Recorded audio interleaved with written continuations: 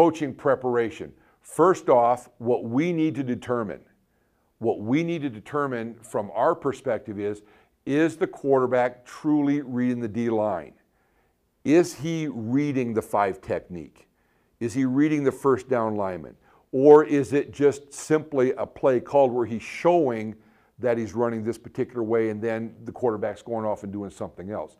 If the quarterback is truly reading the defensive line, that changes your approach. Okay, you want to try to confuse them a little bit. You want to try to give them different looks and give the quarterbacks different looks. But you first got to determine, is the quarterback truly reading that defensive line? If not, what are the down and distance situations where the quarterback or running back carries the ball? When will the quarterback throw?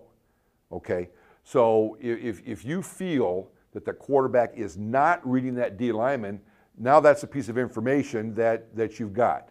It's the down and distance. It's, when will the quarterback keep it? When will the running back keep it? Throw it, things like that. Best line movements, okay? What are our best line movements? What are our games that we can play? Again, what we're going to try to do is give the quarterback as many different looks as possible. That could be line games. That could be stunts. It could be blitzes. I don't think I have it on this particular slide or in this presentation, but one of the fronts that we really, really like to use against teams like this is our Steeler front, okay? Or our stack front, where we try to put as much pressure in the A and B gaps as possible. That seems to have given us some success. So we like to do that. What are our best blitzes? Are the blitzes best with our linebackers? Is our blitzes best with the secondary? Okay, things like that. Again, you're going to see some of this in the video that we're going to show in just a little bit. But what are our best line movements? What are our best stunts? Our best blitzes? Things like that. Best secondary coverage, given down and distance. Do you want to be in zone? Do you want to be in man? Personally, I would prefer to be in zone, because with these kinds of plays that they can run out of the run-pass option scheme, I want to keep everything in front of me. I want to see everything in front of me. I don't want to be in too much man coverage where my back is turned and I can't see what's happening, or I don't want to get run off or anything like that. So personally, I like the zone coverage more, but sometimes if you're going to bring some pressure and try to get to them, man coverage is not half bad, all right? Want to give offenses as many different looks as possible, but keeping it simple for us. I think that's real important to be able to do, is give them as many, many different looks. As again, like I mentioned, I really like our Steeler front. I like our stack front.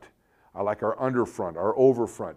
Anything that can get a different look for you. There will be times, and I didn't talk about this much when in the different fronts when I introduced that earlier on, but sometimes what we'll do is we may give you a stack front on the front side and a Steeler front on the back side.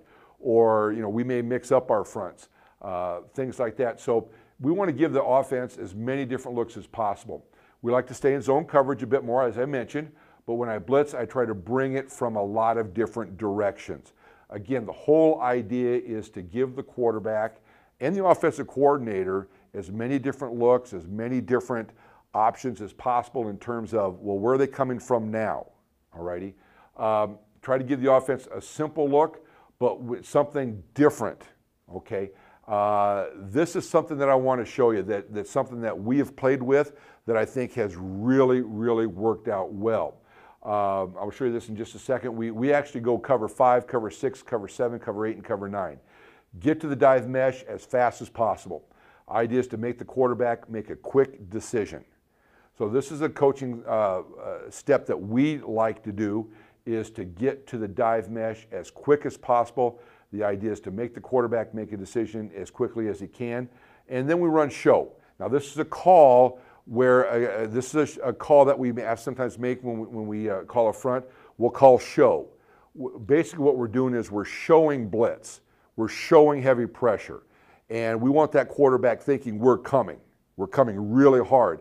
And then we'll just simply back out of it. We just call it show, all right? We just call it show. And then we stay square. Everything we do is about staying square against this kind of offense. You've got to stay square. You've got to be able to go left and right. You've got to be able to see things in front of you.